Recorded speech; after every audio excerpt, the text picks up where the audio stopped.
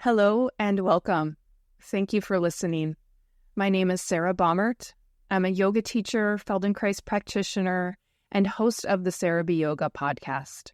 The Sarah B. Yoga podcast and my practice, Body Matter, is an interdisciplinary learning space where we explore the many ways that movement can help facilitate body acceptance and awareness, reduce pain and stress, regulate the nervous system, and build strength and ease. My teaching plays with the synthesis of Feldenkrais awareness through movement lessons, traditional yoga asana, creative imagery, breathing exercises, self-massage, and a compassionate mindset to help you feel a greater sense of ease and comfort in yourself. Sarah B. Yoga and Body Matter have a lot of other program offerings. These podcasts are just a taste of my teaching. Each week I teach a range of online classes, including a gentle yoga class, a level 2 class for more advanced students, and Feldenkrais classes with monthly themes, anatomy lessons, and Q&A sessions for more in-depth study. I have 2 new online series offerings for the fall. A Feldenkrais series titled Coming to Your Senses, an exploration of the spaces of the eyes, the mouth, jaw, ears, vocal and breathing apparatus.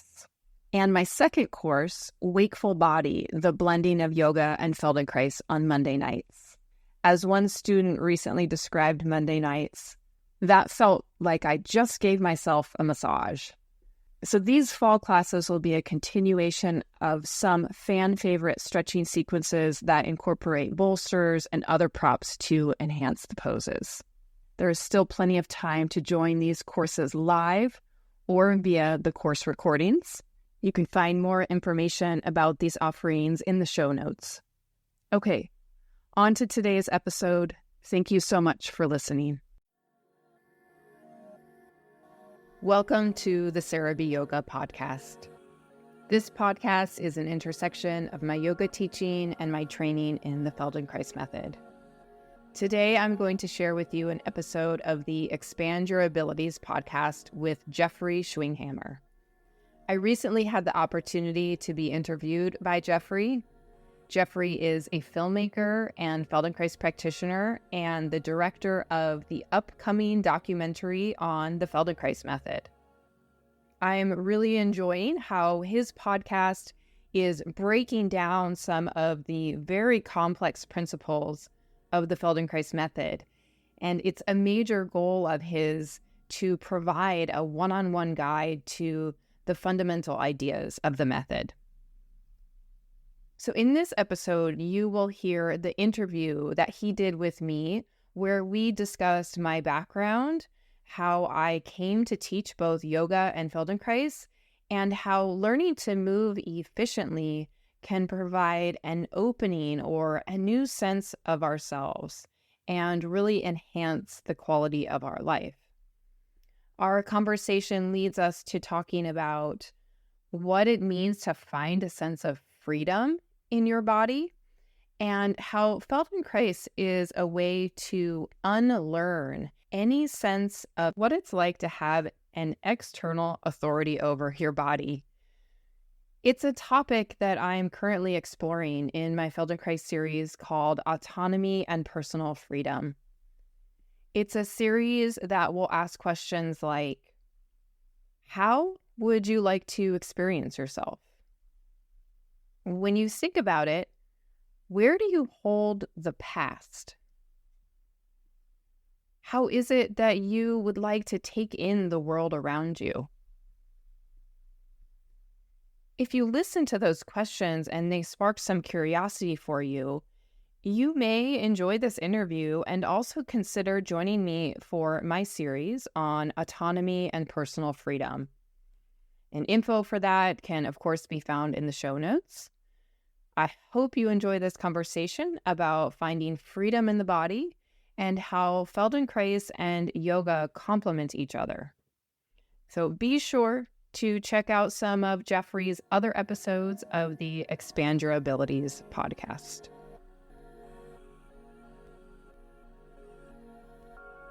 dance training, at least when I was young and even in college, like there were still things that were quite oppressive.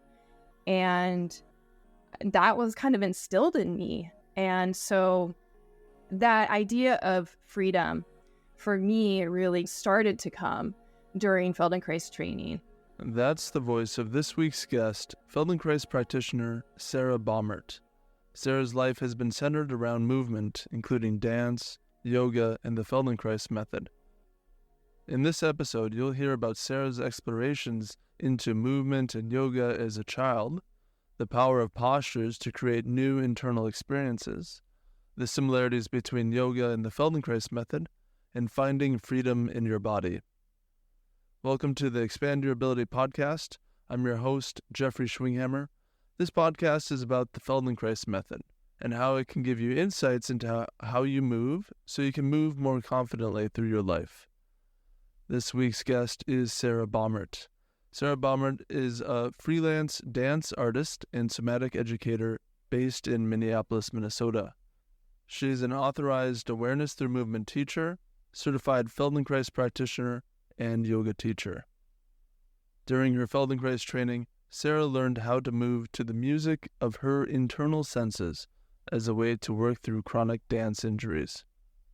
She has held teaching positions at the Harvard Center of Wellness, MIT, the University of Minnesota, and the St. Paul Conservatory for Performing Artists. She runs the Sarah B. Yoga and Feldenkrais podcast. All right, on to the interview. Hi, Sarah. Welcome to the podcast. How are you? Hi, Jeffrey. Good. It's great to be here. Nice. Welcome. Yeah. So I'm really curious to start with, you have a long history with movement through many different practices. And I guess it'd be great to start with some sort of brief overview of your experience in movement.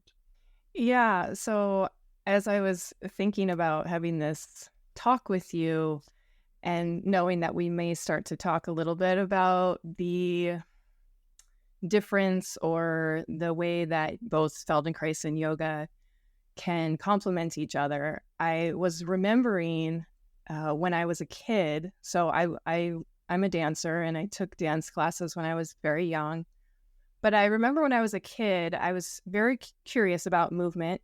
And, to learn about something back then, you either had to go to the library and find a book or you would go to a bookstore, right? It was like the books is how you found information, or you went to some kind of class. And I remember being at the Barnes and Noble and finding this book about yoga. And I was like 8 or 9 years old and asking my mom, I think she bought it for me. And it became like my interest and my curiosity for years. I would just sit on the floor of our living room. I'd like page through it, do all the poses and really kind of be fascinated by what the feeling of the poses would bring to me.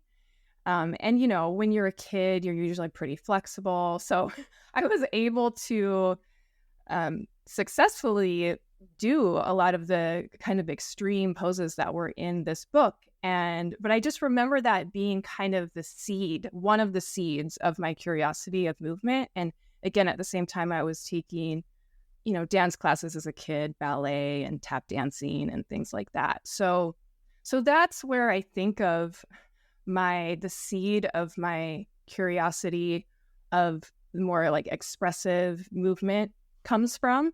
Yeah. So you had a sense of being in those poses and you could even sense that they gave you a feeling? What do you mean by that?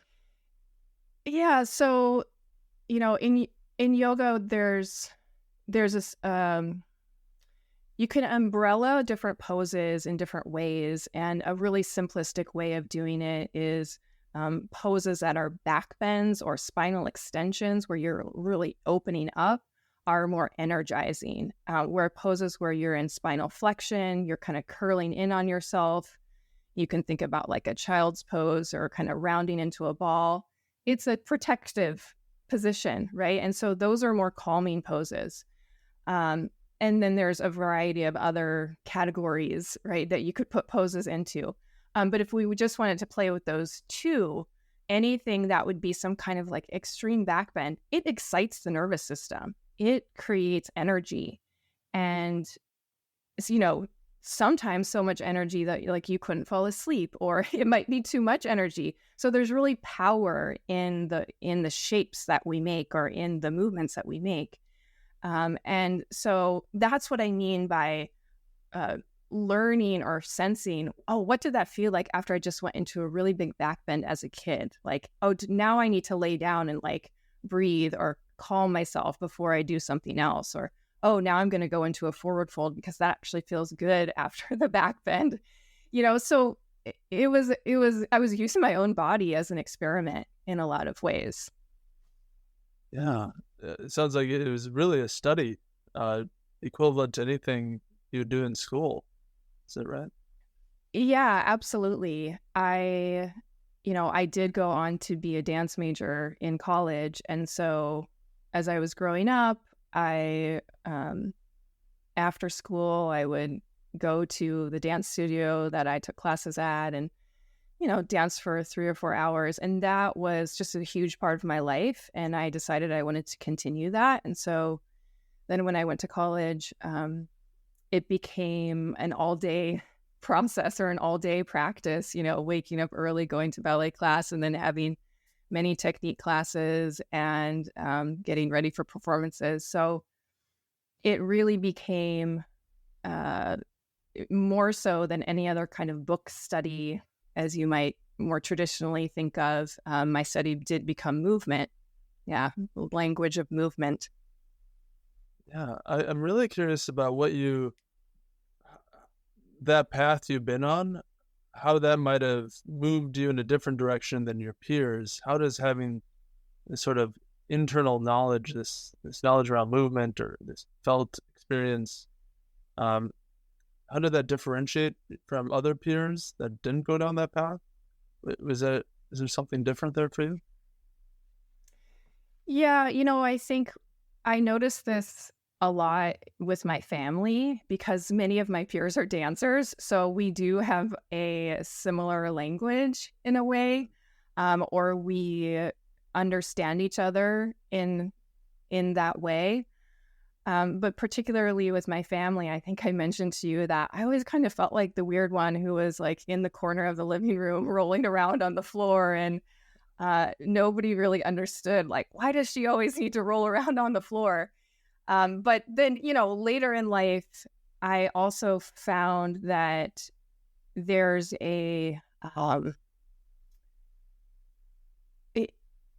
I had to learn how to use my words, basically, because I was so used to communicating with my body, whether that be in a performance or, even as I might be teaching. I started teaching yoga really early on in my adult life, while I was a professional dancer. And so even in teaching, I was still able to use my body in some way in the teaching process. And then being able to speak, being able to use language is so important because that's how most people communicate. And so in order to either share the practices or to explain the practices, being able to use verbal language, which can, of course, be really limiting, but that became quite important. So I don't know if that really answers your question, but I do feel that there's a deep intelligence that can come from knowing the body and from a movement practice, and that kind of body intelligence isn't always as valued in our culture. And so while I was focusing so much of my energy on that, I also realized, like, okay, well, in order to do certain things in my life, I can't just rely on that. I have to also be able to, use my brain, if you will, or use my words. It can't just be communication through the body, which is what I just felt so comfortable at doing. I didn't want to have to speak for a long part of it was like, oh, okay, I'll go on stage, I'll move, or I'll go into class, I'll move, but great, I don't have to talk. And that was like really my comfort zone. And so you can see how that might be different from what other people focus on in their life, in their studies, in their expertise. Yeah, absolutely. My own history is coming from more abstract or ideas, being in the books, to movement. And so it's really exciting to hear your story. For me, you're coming from movement the other direction, like kind of two bridges meeting. So I just find that really fascinating. I think a lot of people are learning to be in their bodies when they haven't been in their bodies so much. Movement is still a pretty new experience, especially movement outside of just straight exercise or sports, exploratory movement. What is it like to try and teach people to inform them, of the value of movement intelligence? Yeah, that's a great question. So I think that is what really helped me find my literal voice. Is when I started teaching, I realized, oh, this is like a speech. I'm up in front of a group of people for an hour or more, and I'm talking. And that, again, that wasn't my comfort zone. And I could always fall back on my ability to maybe demonstrate, at least in a yoga class, right? Because in Feldenkrais, we don't demonstrate. But I think what really helped me is the relationships that I had with people and really wanting for them to be able to feel good in their body. How do I communicate these ideas or these concepts or this way of feeling or this way of moving with words? So I got very curious about that. And I actually think that what helped me is, and this is kind of the origin story of my own podcast. I was teaching in Minneapolis. I was teaching yoga, and then I moved to Boston, and my students in Minneapolis were kind of bummed. And one of them said, why don't you start a podcast? And this was back in 2006, 2007, when most people did not know what a podcast was. And I thought, well, I'm not so sure about that. I'm not the kind of person who wants to be famous or is showy in any way. So I thought that's kind of putting myself out there more than I want to. And he bought me a voice recorder and he helped me kind of figure out how to do it. And so I did. I started to record a couple of my live classes that I was teaching in Boston, and I posted them on this podcast. And I don't know who really started doing them, but for sure my students were doing them. And I think at that point there were 2 or 3 yoga podcasts. But the reason I'm talking about this story is that obviously in a podcast there's no visual. And so I had to explain the poses, assuming that it might be to somebody who had never taken a yoga class before. So I can't just say a pose and they can go there, right? And I'm also very interested in using imagery and the feeling of the pose and the energetics of the pose. So knowing that I was teaching a class to somebody who had absolutely no visual really helped me hone how I could be very clear in my verbal instructions. And so I think I just got practice in that. And even if I was teaching a live class, I had that in mind that, okay, there are people in the room right now that I can kind of speak to, but assume that they're not seeing me. And even then I started to just not demonstrate in my classes, which some of my best teachers wouldn't do that as well. They would just walk around and they would watch. That way you can observe the student more. So I think that really helped me learn how to explain and be more clear in teaching movement. Right. Yeah, let's explore more of the differences. You're kind of drawing out this difference between yoga and Feldenkrais, that yoga generally has some sort of demonstration, Feldenkrais doesn't, and you're kind of practicing this way of describing how to be in these poses without a visual. Would you say more about what yoga is to you, what Feldenkrais is to you, how you find them similar or different? Yeah, absolutely. So, with yoga, there are asanas or poses. And even that word pose it's seemingly static, where awareness through movement, it's, well, the name describes it. It's awareness via moving. And it's not very common that in an awareness through movement class, you're static, you're staying in one place unless it's the body scan or, something like that. And so that might be kind of the biggest difference that you could see from the outside.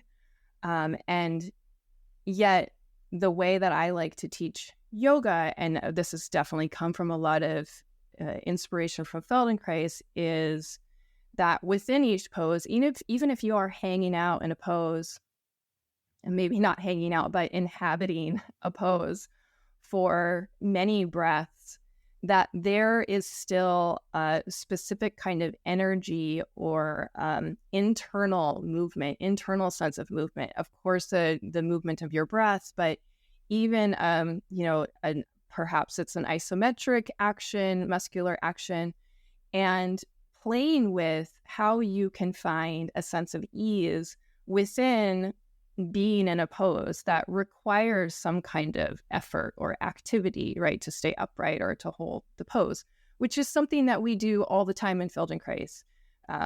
Finding that place of moving with a minimal amount of effort, finding the ease within a movement, but also not going to that place where you're just totally relaxed, right? So you're playing with the tonus, the muscular tonus, as you're moving. So there's all these different aspects that I've learned from the Feldenkrais method and have either brought to yoga, or when I learned them in training, I said, oh, this is the same as this other thing that I'm doing over here. Finding the middle ground in yoga, like that balance between effort and ease. It was something I was teaching long before the Feldenkrais method, but it's just these similar concepts that are kind of parallel to each other, but are introduced via different forms. So I find that they really complement each other a lot. And of course, it depends on how to teach, how it's taught. Yoga is such a big word now, and there's so many different varieties and forms. So I think it really depends, where Feldenkrais is like a more nuanced way of practicing something, and yoga is this huge umbrella term. But that's one way I like to think about them, as being similar and different.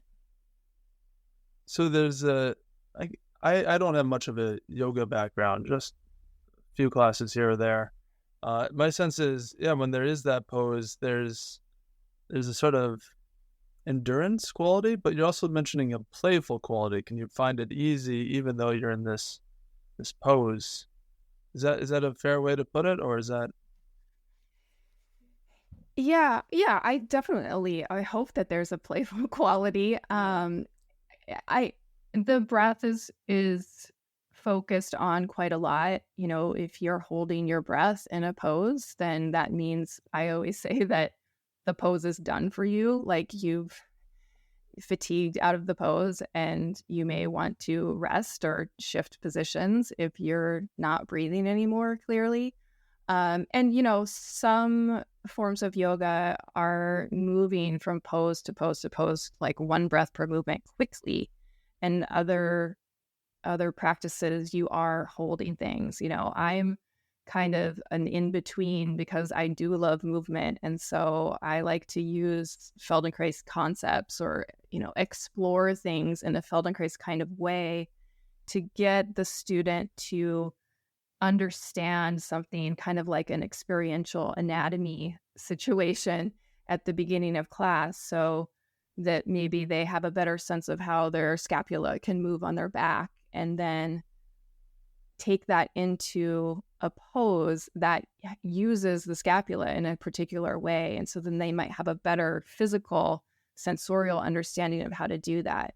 And so that's where, yes, I think there can definitely be a playfulness in it, and a way of finding that freedom or that expansiveness in the pose, so that the pose, even if you are holding it and there is some effort in holding it, it's not making you smaller, right? Sometimes when there's a lot of high tone in the body, it sort of draws us inward and makes us feel smaller. Like, how can we feel very expansive even when there is some effort to hold a pose?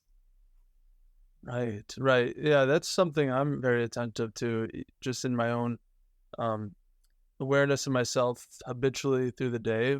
What experiences, what events tend to make me feel small or large, and being in the practice of, well, I can be small, I can be large, and to go between them, that I can be more nimble about that experience. How do Yeah. your students think about the Feldenkrais edition? Was that an easy addition to bring into their yoga practice? Yeah, I think with my longtime students, even before I was a certified Feldenkrais practitioner, I was using some ideas from lessons. I loved doing Feldenkrais lessons and then grabbing a couple of things and going, this is going to really inform triangle pose, or this is going to really help with, some anatomical concept that was hard to grasp for people in a specific pose. And so for a long time, I was sort of just filtering in some of that work and those ideas. And I always got quite good response to it. And so then, and then my students knew that I was doing a Feldenkrais training. And so I started to, teach a kind of sample class of just Feldenkrais. And so that they could get a sense of, okay, this is what a Feldenkrais lesson is when it's like pure Feldenkrais, and how that's different from some of those little explorations that we're doing at the beginning of a class. And, it's been interesting. I think some students do both now with me. They really appreciate the awareness piece that comes to them in a Feldenkrais lesson. And then they still like the yoga class because it gives them something different. It has a kind of a different energetic feel to them. But they see the benefit in both. So it was really a pretty seamless shift into doing some Feldenkrais with the students, and I think a really nice way to help them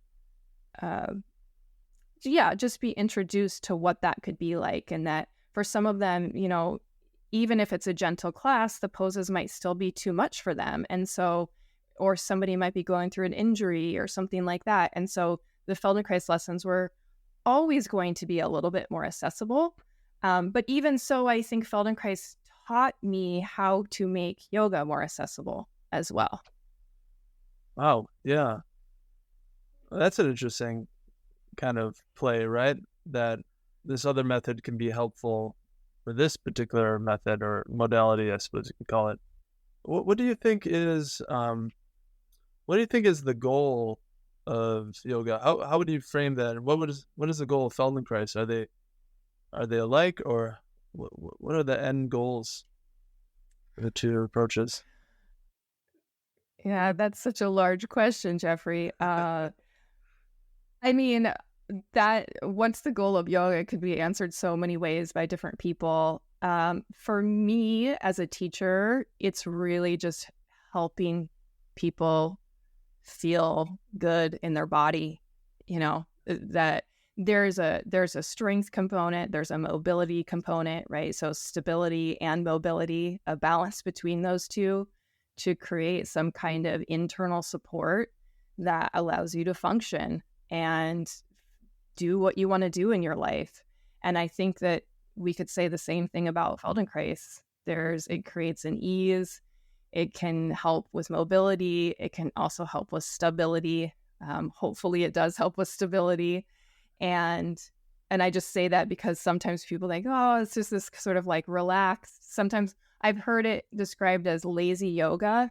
And I think after studying with Jeff Haller, we could say that that's quite definitely not that, right? That there is a component of how to be really potent and engaged in a way that's kind of an appropriate tone for the situation that you're in. And so I think that the goals of both for me are really similar, are incredibly similar, just to help people feel good in their body and supported, and to support their nervous system, and to move their nervous system in the way that needs to be moved, right? Not everybody needs to calm down more.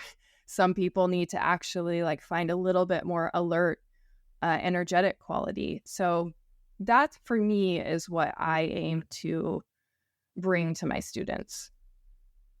Right. So not only to feel good, but to be ready internally somehow, or to change one's internal state to meet what they have to do next.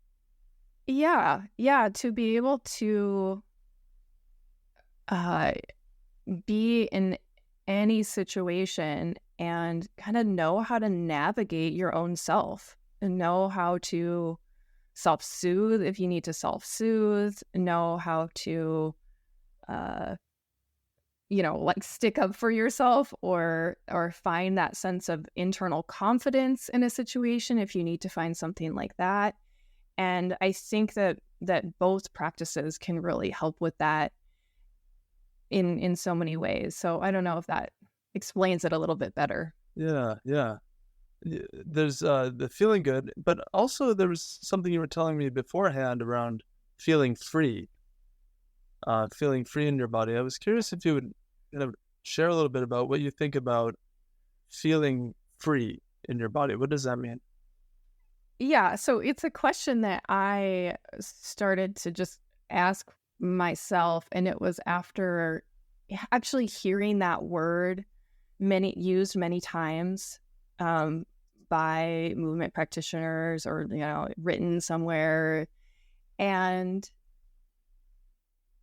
I think it goes much farther beyond feeling good or like feeling out of pain. I think there's sometimes there's an expectation that we could be pain-free, and I don't know if that's true for everybody. And so kind of, I think it goes far beyond that it has more to do with being able to make choices and make your own decisions and have agency over what you do with your body. And so that's what really got me thinking about freedom, and just how so many people, not because of their own self, but because of outside forces, of some kind of oppressive forces, whether that be a person or a government or anything like that, don't have that sense of being free in their body. Like they may be able to make certain choices about their body and in terms of movement or what they do with it, but certain populations, people in the world don't have that at all. So I kind of started to think about that in a much bigger way, beyond just a method, a movement method. And also, in relation to my story as a dancer, I grew up and had a lot of capacity with my body. I could do things, the choreographer asked you to do something, I could mostly do it. And I would do it even if it was painful, because otherwise you don't have a job, right? Or I would do it even if I didn't want to do it, because it was my job. And I remember in my Feldenkrais training, my training director was Eliza Stewart, and she told this story about a dancer who was doing Feldenkrais and said something like, my whole life, I've been moving in a way that other people have asked me to move, or I've been moving in a way that others have told me to move. And she could do it, right? She could do virtuosic things. But it wasn't until taking Feldenkrais classes that she realized the way that she actually wanted to move, or the way that she did move, right? How does she move? And what felt good, what felt pleasurable to her.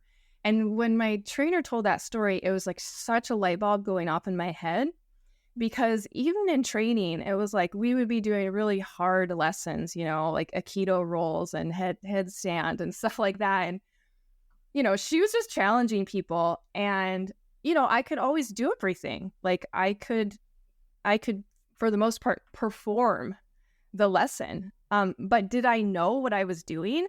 So it was like I had to really slow down and listen to the very first part of any movement proposal, of any cue from the teacher, because that very, very first moment of organization of any movement is so key. That first moment of initiation, like, where do you initiate? Do you do it from your jaw, or do you hold your breath, or do you like clench your belly?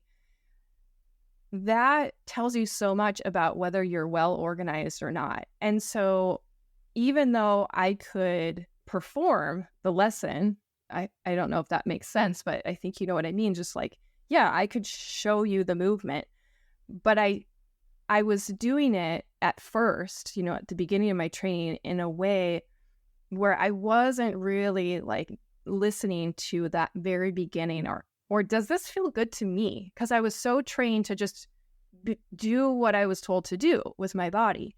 So do I want to do that? Do I want to reach my arm that far? Do I want, so I had to start to question that, which was just like a totally new way of experiencing my body, because it, dance training, at least when I was young and even in college, like there were still things that were quite oppressive. And that was kind of instilled in me. And so that idea of freedom for me really started to come during Feldenkrais training. And this is something that I didn't experience very much in a yoga training. My yoga training still felt like pretty disciplined in a way of like, you're going to move your body in this particular way. And so it wasn't until Feldenkrais that I was able to even enter that way of exploring with my body. And, up until then, like the 10 years before my Feldenkrais training, I was in most of the dancing that I was doing was improvisational forms, like really like freed up forms. So it's not like I hadn't been exposed to like other ways of moving and freeing oneself from a really specific technique. But because it was still kind of in the umbrella of dance, I still had the techniques behind me when I was improvising still. And so something about Feldenkrais, and, maybe it was that I was with a group of people that were incredibly diverse in their movement capacities, and also, age range and, what their professions were before they started to study Feldenkrais. It was really diverse. It's not like I was in a room full of dancers. So I was able to kind of put that dance hat, like put it aside and enter into a new place for myself. And that's when I think that word freedom, or that idea of freedom, started for me. Right. There's this image that was coming up for me as I was hearing your story of, like, you could say there's a simple way of thinking of bodily freedom. Am I in jail or not? Right? Like, that's the obvious suppression. Am I constrained by walls? But what you're really pointing to is a bodily freedom that's like a behavioral freedom that is nuanced throughout your whole body, and it's not just what you've learned from whatever oppressive teacher sort of framing, or whatever dance form. Even if it's not oppressive, it's got some sort of external authority to it, right? And that persists internally over time in your behavior across time, until you can really question it. And we might not realize how much we're acting out other people's authority. Yeah. Absolutely. My internal authority matched my external authorities, even if I didn't want it to, right? And so it was kind of a retraining of those habits, which we know happens in Feldenkrais. And it was a slow process to realize that my internal authority was even being oppressive to myself, and that it didn't need to be, basically, right? And it still is a process to this day that I'm sure many people can relate to.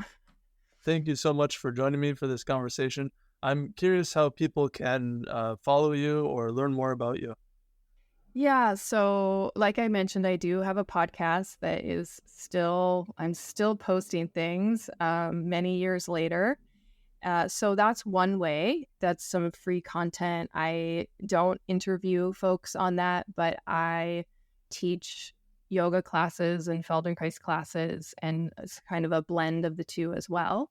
So that's a nice resource for folks. And then my website is body-matter.com, and that's where you can find things like my online courses. I have a library of classes if that's something that people are interested in. And then I do my one-on-one sessions in Minneapolis. So you can find all that info on my website. Thanks, Jeffrey. Many thanks to Sarah for such a wonderful conversation. I hope you enjoyed it as much as I did. Please make sure to go down to the show notes to find the links to Sarah's website, her podcast, her Instagram, and her newsletter.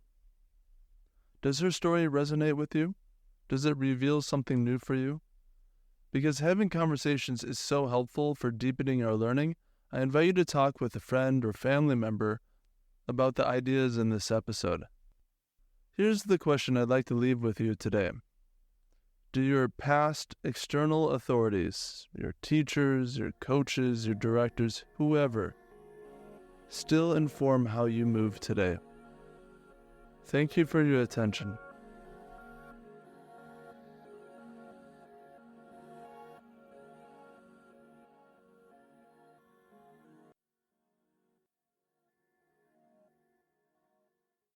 Are you enjoying this podcast? I've chosen to offer these audio recordings freely for over 15 years.